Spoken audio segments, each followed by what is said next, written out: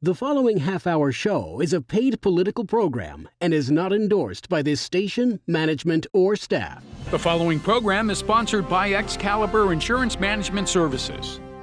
On this week's show, with the primary election 2 days away, we thought it would be a good idea to discuss two constitutional amendments that will appear on Tuesday's ballot.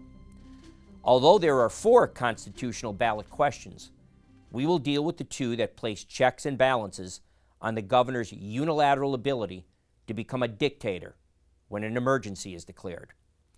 We found out during the governor's lockdown due to COVID-19 last year, the inability of the legislature to participate or even be consulted at all allowed the governor the unfettered ability to destroy Pennsylvania's economy.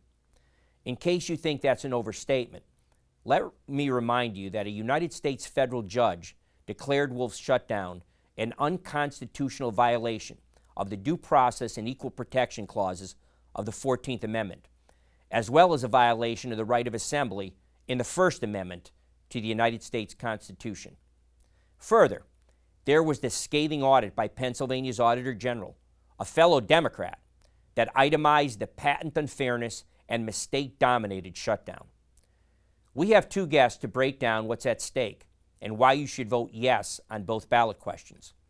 We are joined today by President Pro Tem of Pennsylvania Senate, Senator Jay Corman, as well as a member of his Leadership Council, Senator John Yudichak. As the top-ranking official in the Senate, Senator Corman is responsible for appointing chairmen and members of the Senate's 22 standing committees, while serving as an ex officio member of all those committees. Senator Yudichak, besides his leadership role, sits on some of the Senate's most important committees, including chairman of Environmental Resources and Energy, as well as Labor and Industry and Transportation. We are sure with their participation, we'll be able to educate you about what's at stake and about the language you will see on the ballot.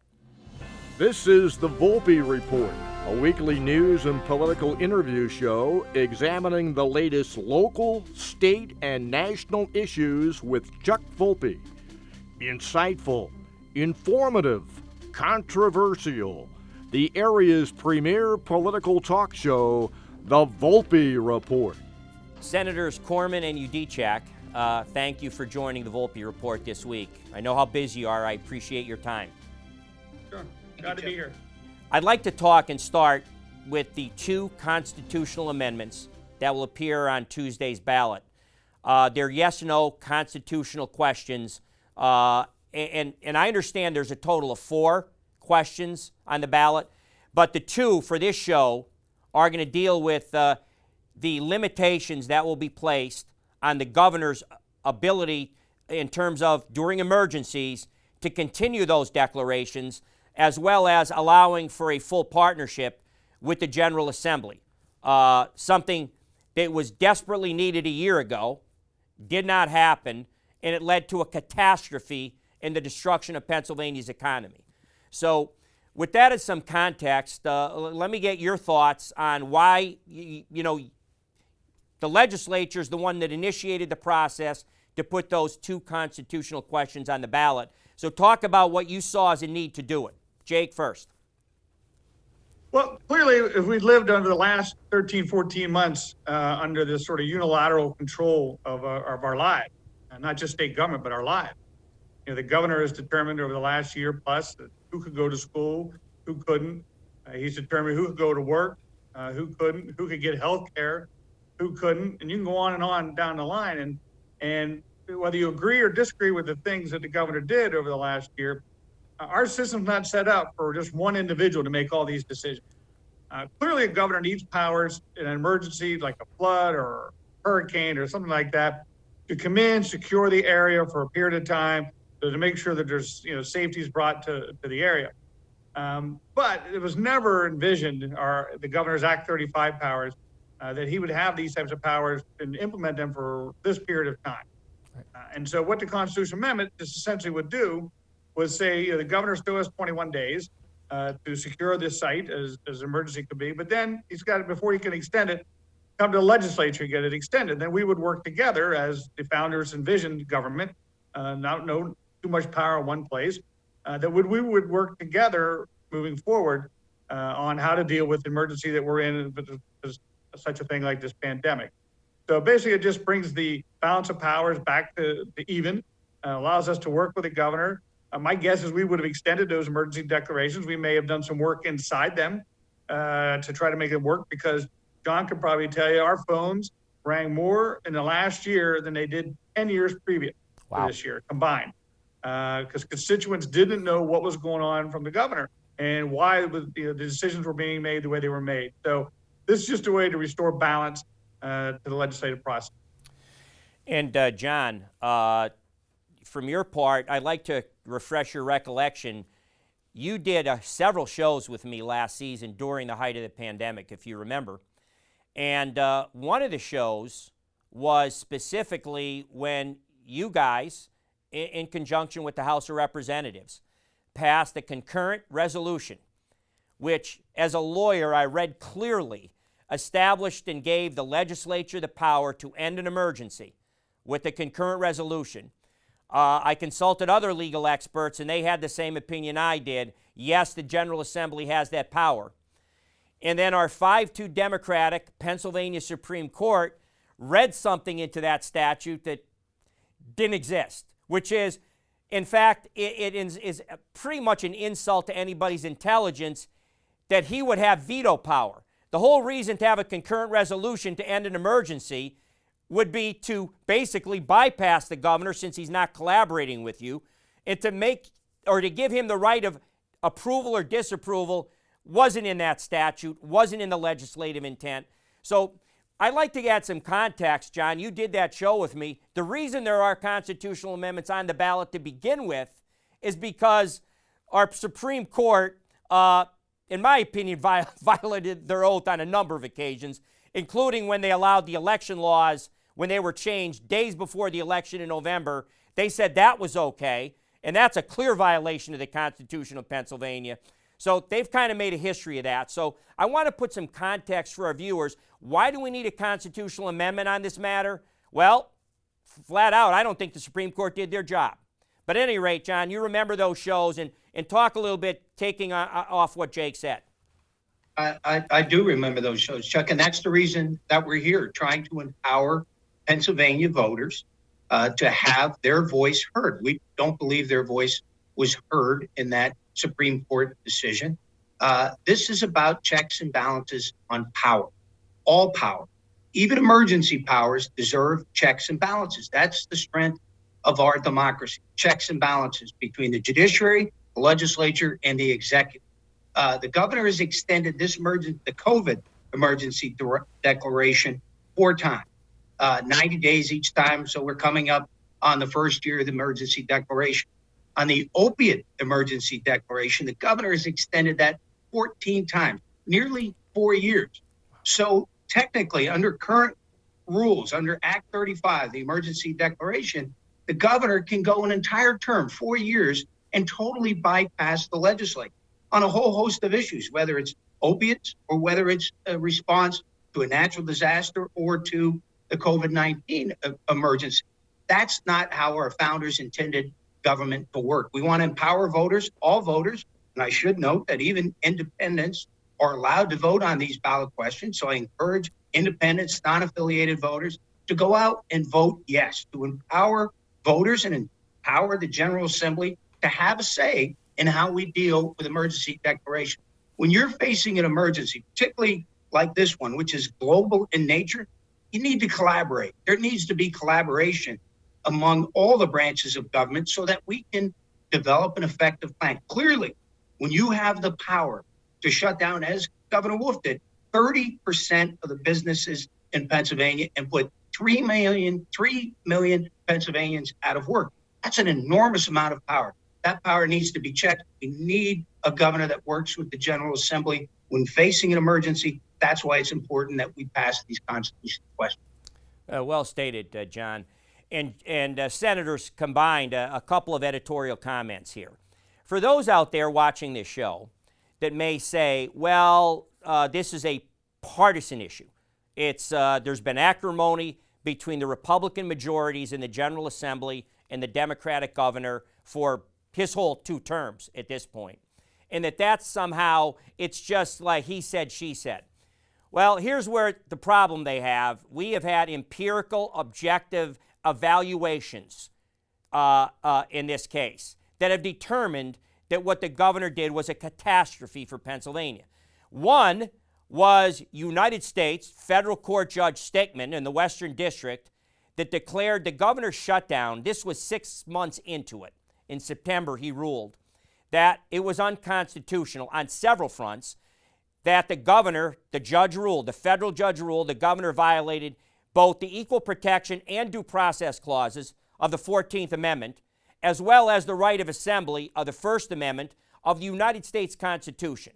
So we now know that what the governor did was adjudged to be a disaster, wrong, and unconstitutional. And if he needed any more evidence, then, of course, there was this scathing audit by fellow Democratic Pennsylvania Auditor General Eugene D. Pasquale that listed the mistakes, listed the unfairness, that I think he said on shifting sands of guidance. So at any rate, you know, there really is a need. What this governor did brought into context that the law should have an answer and a response and does not. Hence, we're in the situation of needing 2 constitutional amendments. So your comments on what the federal judge, starting with you, Senator Corman, as well as what his fellow Democrat did. Well, I'll even go a little bit further. If you looked at the case where the Supreme Court ruled against us, you mentioned it was a 5-2 Democratic court. Right. But Justice Dougherty wrote the dissent, and it ended up being a 4-3 decision. And it was the best dissent clarity, as he wrote, that if the legislature doesn't have the ability to end an emergency by a concurrent resolution, then Act 35 powers are unconstitutional, which was, he's 100% correct on that. Exactly. But back to your other point about being partisan, look, New York State's going through this with their Democrat legislature, Democrat governor. Right. Ohio and Arizona are going through this with their Republican legislature and Republican governors. It's not partisan. It's about a balance of power. It's about how our founders set up our government to make sure that no power was too much spot. There were checks and balances in the system. We've had no checks and balances for over a year, and I think Pennsylvania is worse off because of it. Well, that's a great segue, Senator. And for me, because I'm going to now break down, and we're going to have on our television screen for our viewers in this whole media market, 26 counties, we're going to put them on the screen and kind of break down the language. It's ironic you mentioned there should be checks and balances, because when you read the language, it really is so slanted. I can't believe it's going to go on the ballot this way, even with the plain statement interpretation. So let me deal with the first one. And again, this will be up on the screen for our viewers. It is a proposed constitutional amendment to Article 3, Section 9. And here's the ballot question. Shall the Pennsylvania Constitution be amended to change existing law and increase the power of the General Assembly to unilaterally terminate or extend a disaster emergency declaration, and the powers of Commonwealth agencies to address the disaster regardless of its severity pursuant to that declaration, through passing a concurrent resolution by simple majority, thereby removing the existing check and balance of presenting a resolution to the governor for approval or disapproval. Well, a couple of things. Again, the lawyer in me is shaking my head about. The first thing is they're saying that they're going to increase the power of the General Assembly, which to me is not really what that amendment does and is not what your intention is. It's just to have your check and balance be actually valued and participate. You're not increasing the General Assembly's power. I think that's disingenuous, designed for the ballot question to fail. And then they go on to unilaterally, that could be said with a straight face, effectively by the executive branch. The only unilateral action that I've been harping on for a year has been the governor's unilateral action.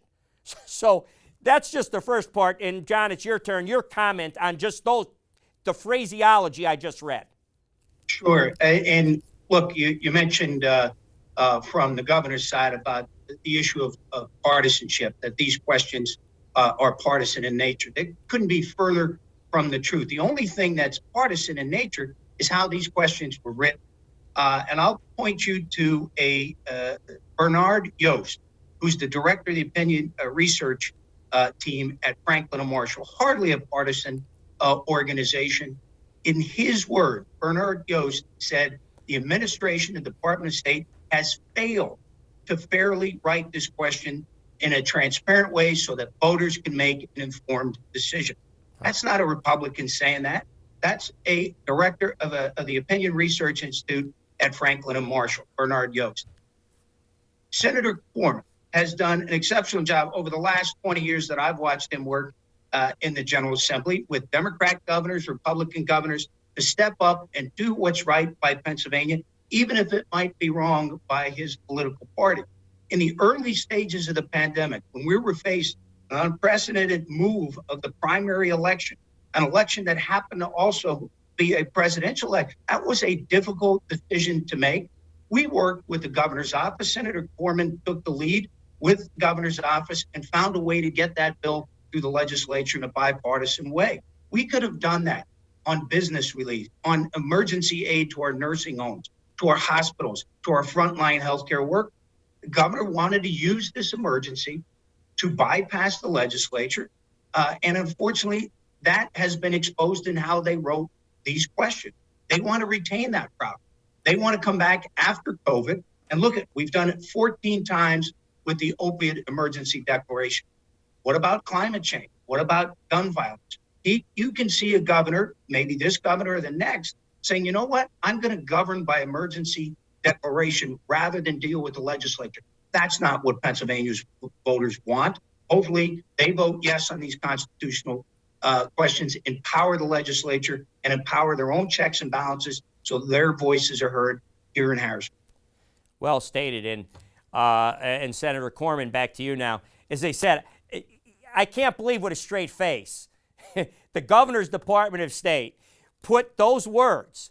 As I said, you want to talk about just, the pot calling the kettle black. What he did last year was the most unilateral action by a governor in my lifetime. The only one that probably comes close would be Governor Thornburg during 3 Mile Island's catastrophe, and deservedly so. The governor needed emergency powers, and even Governor Thornburg would have blushed at the breadth of what Governor Wolf has done. But before I get back, I want to read one more part to this question, and then Senator Corman, get your comment. Moving down further, again, there could be no shame to use this language. Through passing a concurrent resolution by simple majority, thereby removing the existing check and balance. In other words, that the legislature is going to remove the check and balance on them when, in fact, it was the governor's checks and balance that necessitated a constitutional amendment in the first place. It's hard to believe that you can say any of this with a straight face. Your comment, Senator Corman. Well, you're very correct. Look, one thing we learned last year that the Department of State was a very politicized Department of State government. Normally, it's not. Normally, it's very nonpartisan. We saw during election time of all the things that they pulled under the former Secretary of State Bookbar, that it was a very partisan state or department. So they wrote these questions clearly with the intention for them to fail. Matter of fact, I teased one of them and said, geez, I think I'm against this now, even though I'm the strongest advocate for it when I read the question. But you know what? We didn't take the bait. We could have gone into court and tried to get them rewritten. We've done that in the past. We probably would have lost there. We're like, we trust the voters of Pennsylvania. We trust the voters to see through this, to see what this really means, and again, to restore the checks and balances of the process. So even though it was written in such a way, as you pointed out very clearly, to try to make people think that this is a bad vote, we've been working hard, getting the word out, getting what this is all about, and we have faith in the people of Pennsylvania that don't pass these constitutional amendments. Thanks. Now let me turn my attention to the second constitutional amendment that we're discussing here. This is an amendment to Article 4, and it is the Disaster Emergency Declaration and Management ballot question, and I'll read the language. Shall the Pennsylvania Constitution be amended to change existing law so that a disaster emergency declaration will expire automatically after 21 days, regardless of the severity of the emergency, unless the General Assembly takes action to extend the disaster emergency? The governor may not declare a new disaster emergency to respond to the dangers facing the Commonwealth unless the General Assembly passes a concurrent resolution. The General Assembly enacts new laws for disaster management. So, John, let me jump in with you again. A couple of language issues here. In the first part of the question, the throw in, this is the phrase, regardless of the severity of the emergency, designed to scare people, obviously. Well, maybe it's me. I didn't know there were any unsevere emergencies. I didn't know that there were any qualifications. If you have an emergency necessitating Act 35 powers, which means the citizens' health and welfare, the Commonwealth are at stake, I didn't know you could have one that wasn't that severe. So to put in, regardless of the severity, is ridiculous, objectionable, and to me, slanted to get a no vote instead of a yes vote. So your comment on that first. Yeah, that's clearly the design by the Department of State. As Senator Corman mentioned, probably the most partisan Department of State in the history of Pennsylvania, whether it's during the 2020 election cycle or in the writing of these questions. The voters should be informed and fairly informed, and clearly, as nonpartisan observers have noted, the administration and the Department of State have failed in terms of writing these questions. All the voters have to understand the 4 ballot questions, the 3 constitutional questions, and the 1 referendum. The answer is yes. Vote yes on all 4. That empowers your legislature to make sure that they can put checks on balances on a governor who had the power through this emergency declaration to put 3 million Pennsylvanians out of work during the pandemic. 3 million people who lost their jobs. Pennsylvania right now has the 2nd highest business foreclosure rate in the country. A lot of those businesses that were shut down, and we talked many times on your show, and Chris Hackett, who was appointed by the governor onto the Workforce Development Board, who recently wrote a op-ed piece supporting the Constitution question, urging voters to vote yes, left because he saw this process as arbitrary in nature, no checks and balances on what businesses were allowed to be essential and stay open and what businesses were closed. When you have the power to take away someone's right to earn a living, someone's right to earn and build a business in Pennsylvania, that power should be checked. That's all these questions point to. Checks and balances on the executive branch, making sure that the legislature, even in a response to a severe emergency, as you note, Chuck, should be a collaborative in nature. Right. Yeah, it's just amazing. I didn't know there was such a thing as an unsevere emergency. And one final point, the phraseology, the governor may not declare a new disaster emergency, quote, to respond to the dangers facing the Commonwealth. Again, it's designed clearly to scare people. Again, you can't have an emergency declaration. The presumption is there's danger to the Commonwealth. That's why you have an emergency. So again, amazing that anybody with a straight face could write that stuff as a fair ballot question. But hopefully what we've done, and thanks to your time, is explain to people what's at stake and how important it is. John, you know firsthand. I know Senator Corman from Central Pennsylvania knows what happened there. You and I have discussed what happened in northeastern Pennsylvania a lot, the disaster. Businesses were being shut down here well into June, when 83% of the deaths were from nursing homes and senior centers. You know, why were you shutting down everybody else? It was a catastrophe, and hopefully people understand that and will look through this language. I always try to be somewhat sensitive that, no one knew how to handle this pandemic. But one of the things I'll never forget was when the governor said they were going to shut down all the hospitals' elective care, right? And I said, because they were afraid of the surge. My response was, well, why don't, these hospitals are run by smart people. Why don't we allow them to judge when the surge is coming? Then they could shut down some of the elective care at that point in time. The governor said, no, absolutely not. We have to shut it down now. That was actually the Secretary of Health at the time. And what happened is we didn't get the surge. And so people were denied health care. I mean, I know an individual, a good friend of mine, who did not get her mammogram done because she wasn't allowed to get elective care, found out 6 months later when she was able to get it that she had cancer. Wow. And so she lost 6 months of time. These are real life experiences. 6 months of time of probably being able to deal with that. Now, I think her prognosis is good, but the point is, they just unilaterally did things, and if they, we would have extended the emergency numerous times, but we'd have worked within the system to try to improve things and help the governor along, much as we have done on the vaccine rollout, which has gone very well, particularly after he set up legislative task. Right. Where do we stand on changes to the voting laws and the election laws? Again, the Supreme Court passed when they had the proper duty to say that the executive branch, days from a November election, can't change the laws about that govern it. Well, you're now have a chance to go back and review and amend and edit and clean up some of what we saw were danger areas in this November election, and even including the issue of voter identification, which is now a raging issue nationally. I did a view on it. I said very clearly in a 3.5-minute editorial on television, it's offensive to people of color, to African Americans, to suggest that they're not capable or sophisticated enough to fill out a simple voter identification form.